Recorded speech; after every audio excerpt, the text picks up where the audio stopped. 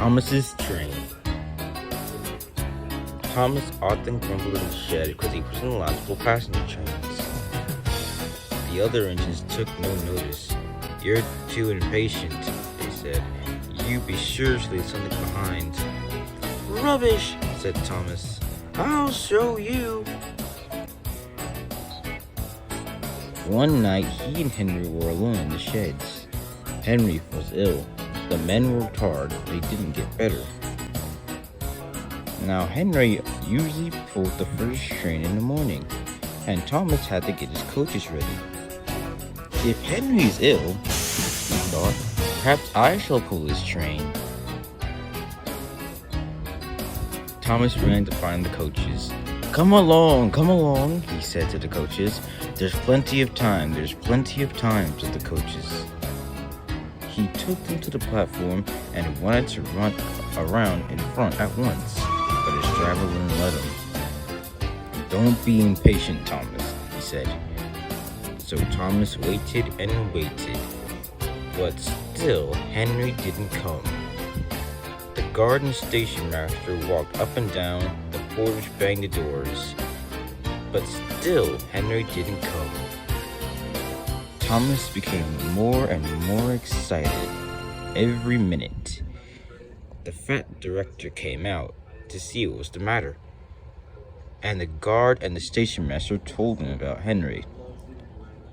"Find another engine," he said. "There's only Thomas," they said. "You'll have to do it then, Thomas. Be quick now." "Yes, sir," he said. Thomas ran around in front at once. "Don't be impatient," said his driver. "Wait till everything was ready." But Thomas was far too excited and not really listening. What happened then, no one knows. Perhaps they forgot to couple Thomas to the train. Perhaps Thomas was too impatient to wait until they were ready. Or perhaps his driver pulled the lever by mistake. Anyhow, Thomas started. People shouted and waved at him, but he didn't stop. "Come back," said the fat director. But Thomas didn't come back. "Henry says it's hard to pull trains, but I think it's easy. Hurry, hurry, hurry," he puffed, pretending to be like Gordon.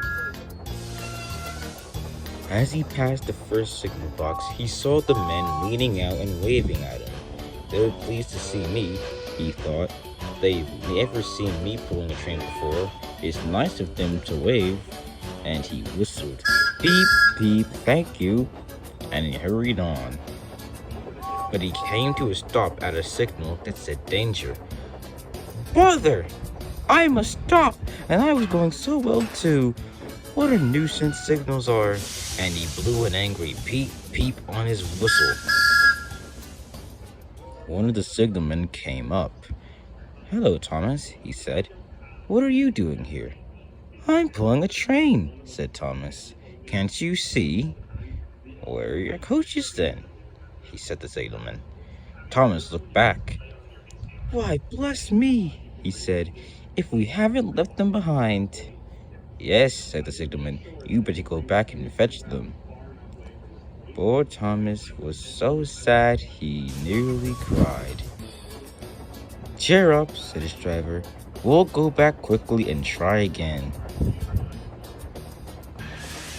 At the station, all the passengers were talking at once.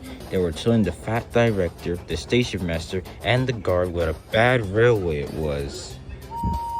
But when Thomas came back and they saw how sad he was, they couldn't be cross. So they coupled him up to the train, and this time, he really pulled it. But for a long time afterwards, the other engines would laugh at him and say, "Hey, look, there's Thomas who wanted to pull a train, but forgot about the coaches."